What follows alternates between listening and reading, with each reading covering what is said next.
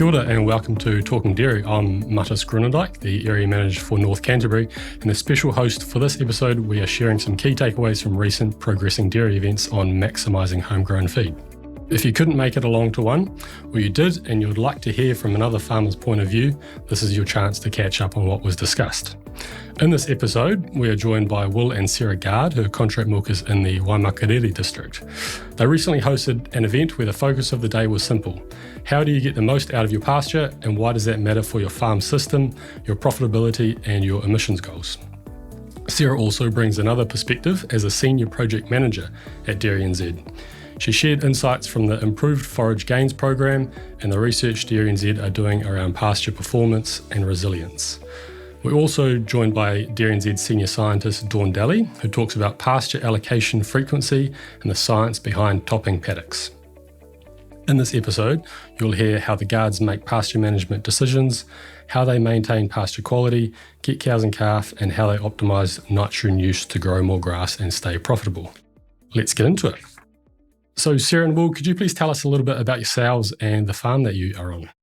Thanks, Mattes. We're Will and Sarah Gard, and we contract milk 640 cows from Waimakariri and Pratley, just west of Christchurch.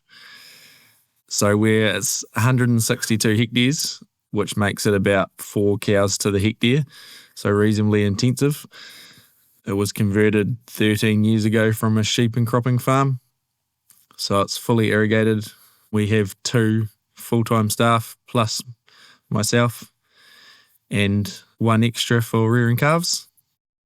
You're in the second season contract milking currently. How did the first season go?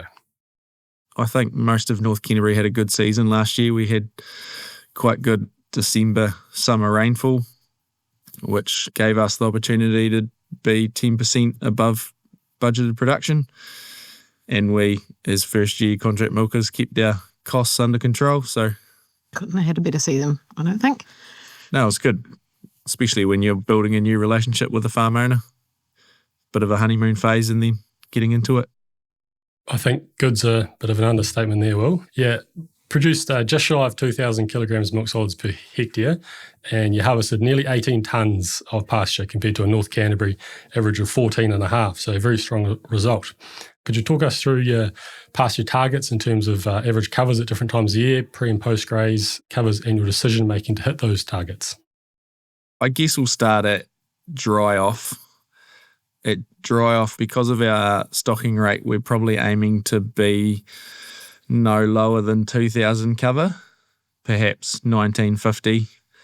Yeah, drying off with 2,000 cover and making sure we shut our paddocks up that we're going to carve on, our sacrifice paddocks, in early sort of mid-April, anywhere from the 5th to the 15th of April.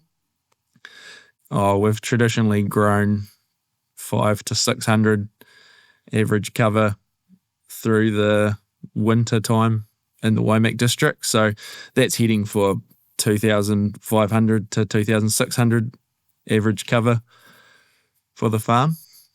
And then,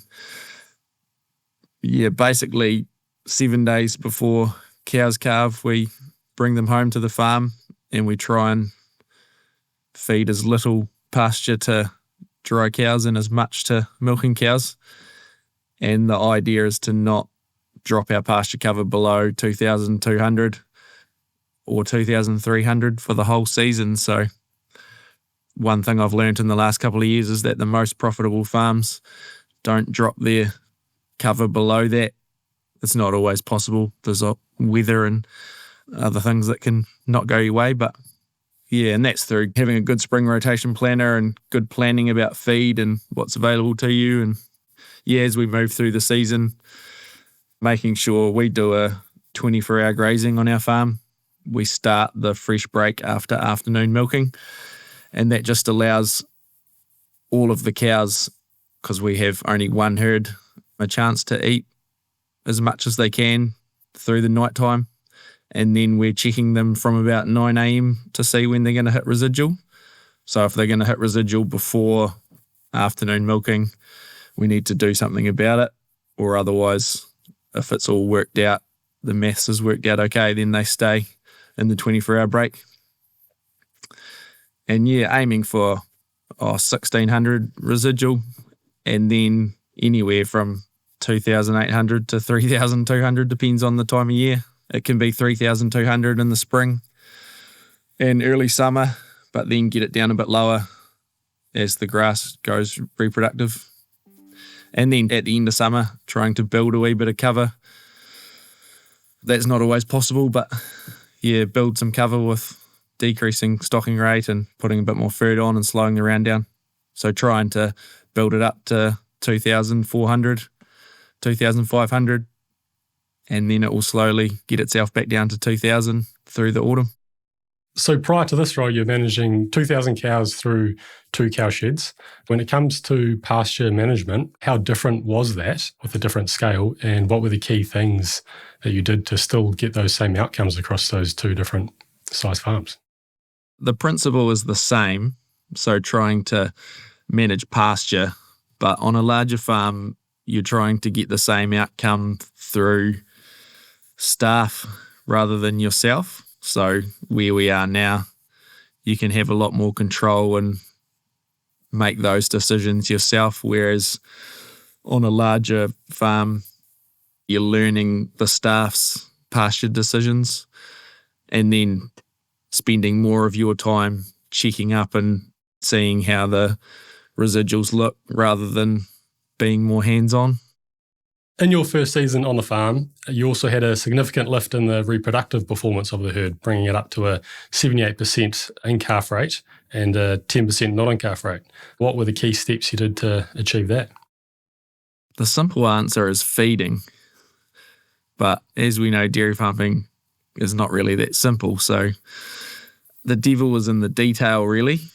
I guess we took over cows that weren't too skinny like the previous contract milkers had done a good job. And then, we were following up on individual cows through the winter time, making sure that they were fed well pre-calving and that their body condition score was at 5 or over, especially for the young cows.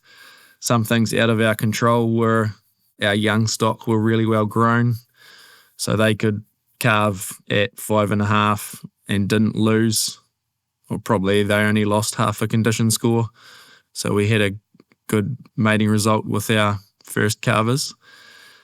And then I think a big part of why we achieved that was our conception rate was a lot higher than it had been in the past. So we were 58% conception rate versus 50.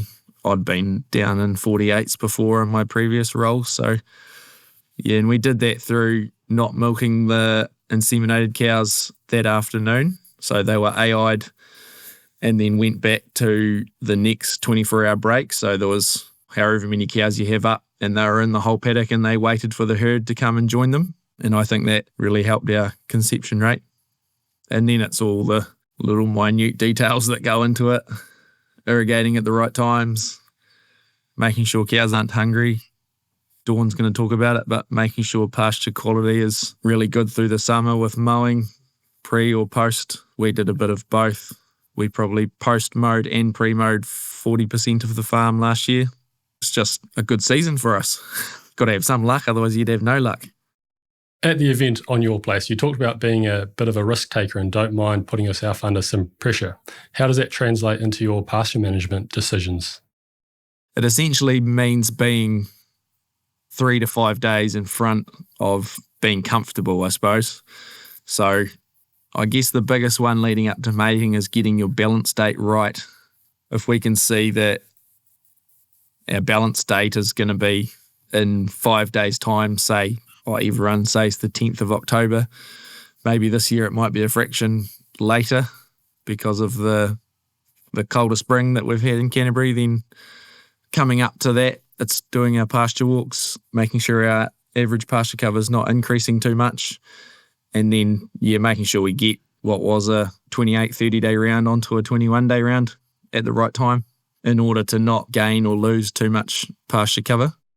Well, you mentioned that you do 24-hour grazings on your farm. Dawn, could you tell us why would farmers consider offering fresh pasture more frequently than every 12 or 24 hours, and what research has been done looking at the effects of this? By offering pasture more frequently, farmers think that they will stimulate the cows to get up and eat more, and therefore, as a result of that, will be able to produce more milk. There's been a couple of research studies that have been done both in New Zealand and also in Australia that have looked at this. And I was involved in some research in Australia where we were comparing cows that were getting their pasture as a 24-hour break with those that were getting that same amount of pasture but offered as 6 fresh breaks during the day, so split into 6 different feeds. As part of the research, we were also looking at 2 different levels of pasture allocation. So if you offered them more total feed and you offered it 6 times a day, could you actually get them to eat more and therefore produce more? What we found from the research was that giving them a 24-hour break versus 6 smaller breaks, there was no difference in measured pasture intake. So we were doing a lot of pre and post grazing measurements, so to estimate their pasture intake. There was no difference in milk production or grazing time or rumination time. So essentially we did a lot more work by putting up 6 lots of fences, and we didn't get no higher intake or milk production from it. In that research, what we did find was that if we gave them a higher feed allocation, so we offered them more feed during that 24-hour period, that's when we saw that increase in milk production associated with quite a significant increase in intake. The results of that research demonstrated that it's really the total feed allocation, so the kilograms of dry matter per cow, that is more important in terms of increasing intake and milk production than how often you offer them fresh pasture during that 24-hour period. And what we think is happening in terms of farmers' belief that by offering it more frequently they do get an increase in production is because they actually offer more feed over that 24-hour period than they would have if they'd just given them a single 24-hour break. There was also some recent research done by DairyNZ that took this to the next level, where they compared cows allocated either pasture 4 times per day, once a week, so they got 7 days worth of feed all at once, or continuous grazing, so set stocking. What that research found was that they did see changes in behaviour with the less frequent pasture allocation, so that increased the eating time and decreased the lying time, but the milk solids production didn't differ between those 3 quite diverse treatments. One of the things that the research did show was that the pasture growth decreased when they moved to the weekly and the continuous allocation of pasture because the cows were constantly back grazing over the pasture that had already been grazed. So I guess the 2 lots of research that are quite different in their approach have both indicated that increasing the frequency of allocation doesn't increase intake and therefore milk production. Sarah, from your work at DairyNZ as the Senior Project Manager, what are the key projects in the Improved Forage Gains program that will support farmers in maximising their homegrown feed? I lead our Improved Forage Gains program at DairyNZ, which is one of the 9 strategic priorities.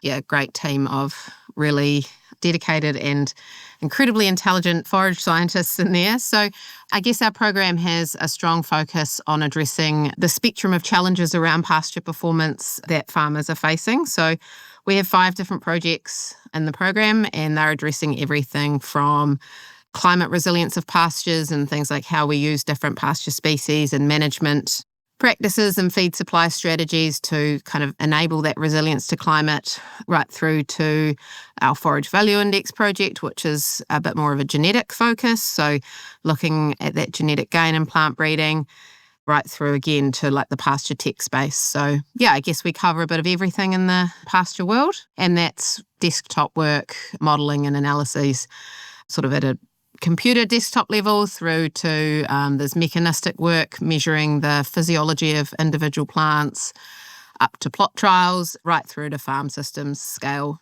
research happening there. So a bit of everything. Yeah, the Foragers program is also home to the Resilient Pastures program, which was announced recently at National Field Days. So that's a large 7-year, $17 million cross-sectoral program, which is based in the Upper North Island, focused on enhancing the resilience and recovery of pastures to climate and weather events. So anyone interested in that can check out the DairyNZ webpage for more info on that program. But yeah, that's a bit of a taste of the scale of everything that we cover in the Foragers program. You've also done a bit of work recently looking at different technologies and tools for measuring pastures. What can you tell us about that, and what did you find out? Last year, we did a bit of a stock take on what tools and technologies are available to New Zealand farmers for measuring pasture performance. And yeah, I guess a bit of a disclaimer that that information is over 12 months old now, and things evolve really rapidly in that tech space in general, but also in the pasture tech space. So yeah, we had a look at all of the different commercial and some pre-commercial tools that were available to farmers. And we looked at everything from sort of their accuracy, their limitations, ease of use, the way the tools work, all that sort of thing. And yeah, there was definitely a real range in most of those aspects. So we're talking, things like Aimer, Pasture.io, Halter, Farmote, and then we also covered traditional tools like rising plate meters, even things like the CDAX pasture meter. One of the things that really stood out to us most is that a lot of these new technologies are ground truthing or validating using a rising plate meter. And then when we look at the accuracy of the rising plate meter as a tool, it has its own challenges around accuracy and can really vary, 300 up to even 1,500 kgs of dry matter per hectare around its accuracy. So it makes it challenging to know how accurate some of those tools really are when they're ground truthing with a tool that has its own measurement error. So yeah, I guess that was an interesting finding for us. Like I say, we looked at lots of different criteria, but I guess one of the main sort of findings in the end is that there's no one-size-fits-all tool that's going to work for everybody. We're not going to sort of stand here and say that this was the best tool and everybody should use it, because it's very determined by what your personal drivers are and what you're looking for in your pasture tool. Like if cost is important or accuracy is important. For some people, ease of use or, really low labour requirements is what's driving them. So depending on what's most important to you will determine which tool is best for your farm system. What have you found that's best for you on the farm, Will? We use a rising plate meter, and we do it on the same day of the week and by the same person, unless it's raining or the person's away on holiday. At least that gives us a consistent result.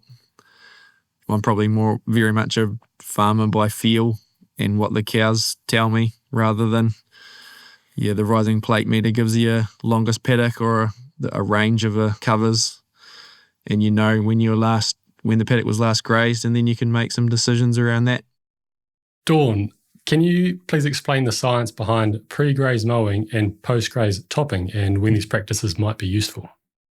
Before I get into that, I guess mowing of pastures, there's probably two primary reasons why we would mow pastures. One is to conserve any surplus that we might have as either silage or baleage, and the second is to reset residuals when the cows haven't achieved what the desired residual might be for the farm. In terms of setting the residuals, there's two main ways that we can do this. One is, as you've mentioned, pre-graze mowing, and the other one is post-graze topping. Both come with their advantages and disadvantages, but I'll get on to discussing that in a little bit.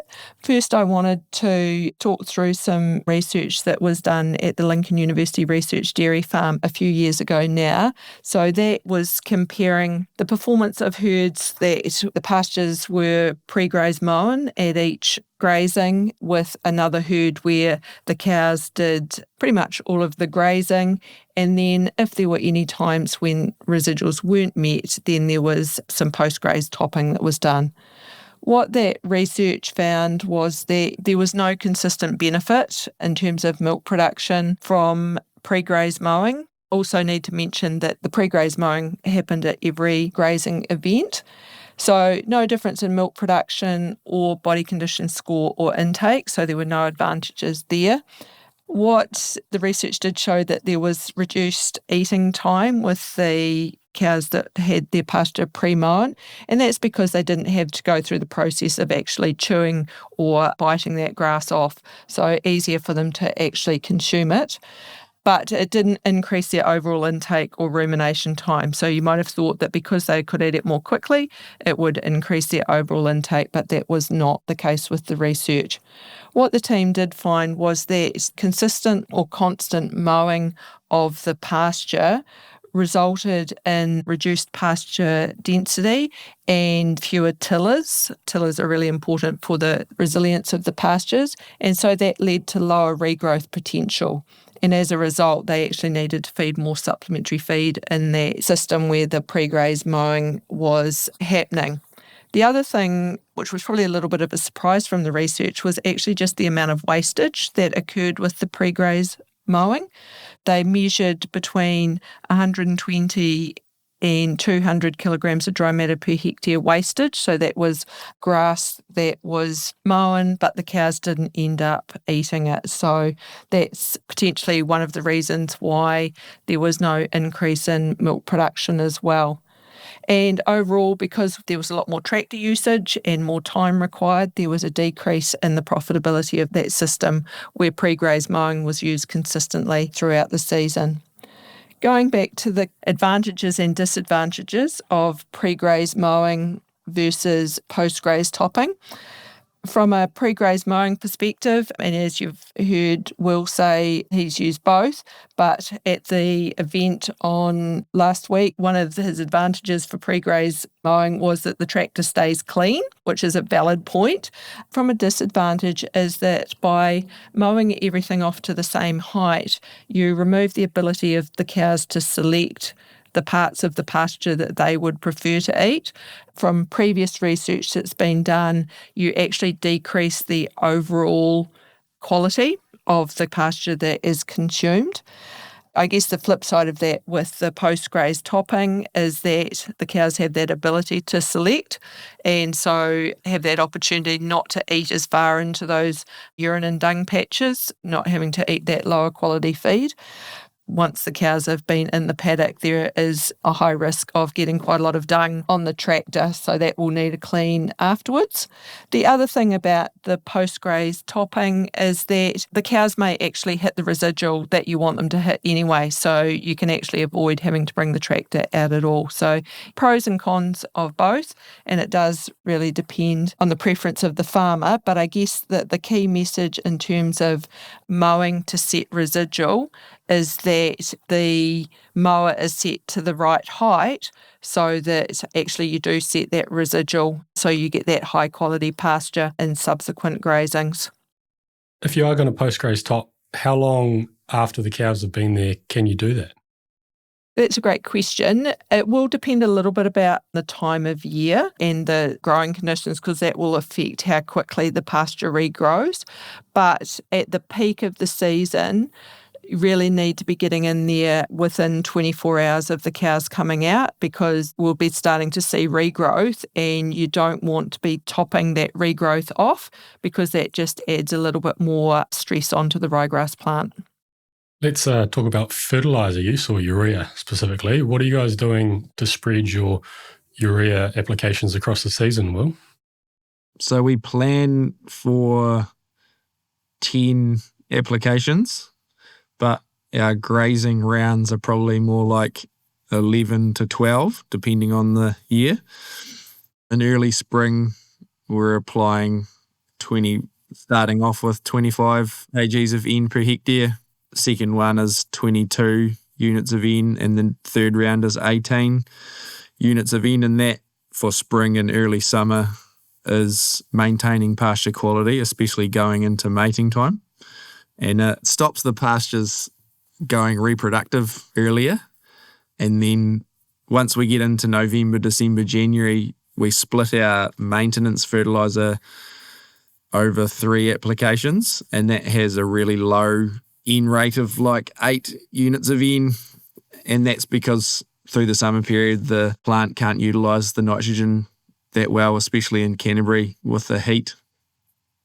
And then going into autumn, we probably have to skip around because we get really keen and get on a 20-day round when we should only be on a 23. So we probably make sure we don't skip the whole farm all in one round. But over 3 rounds of the farm, we're sort of skipping fertiliser applications and making sure that we don't dig ourselves into a hole. And then we use ProGib, not in the spring, in the autumn, with a low rate of liquid in. That's usually about February, March. And then we have 2 applications in March and April of a higher N rate to build some cover leading into dry off. And also when it's a bit cooler and the plant can utilise the nitrogen better. Getting as close as we can to 190 units of N. In Canterbury, you can utilise it with irrigation and usually a predictable climate. So looking ahead, what's one practical change that farmers could try this season to make the most of their homegrown feed? If you're not already doing it, it's measuring your pasture. You can't manage it if you don't know what's there. So measure, know what you've got, and then you can make informed decisions from there. From that work we did with around the pasture tools last year, did write a paper from that. So yeah, you can give that a Google around pasture performance tools. It's in the Grasslands Journal. So find what the best tool is for you and just measure what you've got. I think it depends on what you're trying to achieve. If you're trying to make a change, what is it?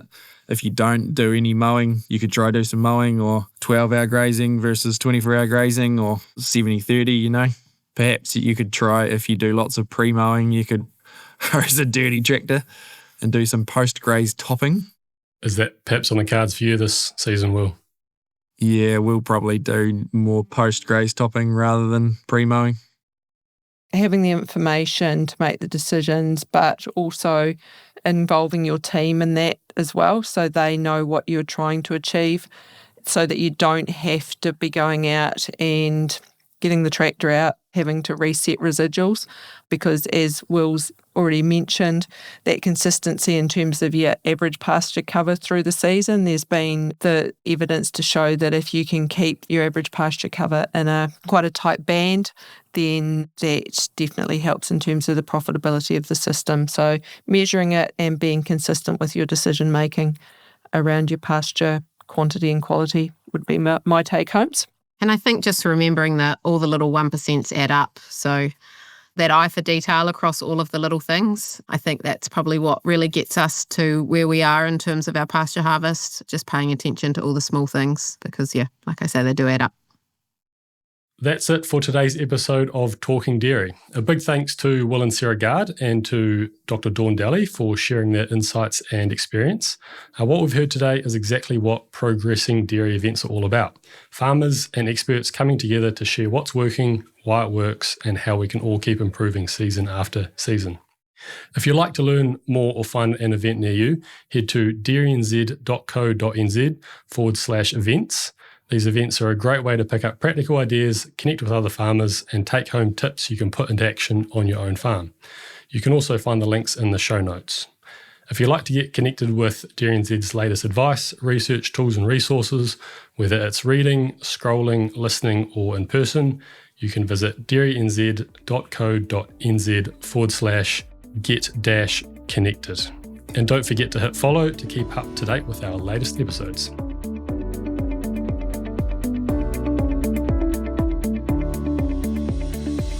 Thanks for tuning into this episode of Talking Dairy. Make sure to hit follow so you can keep up to date with our latest episodes.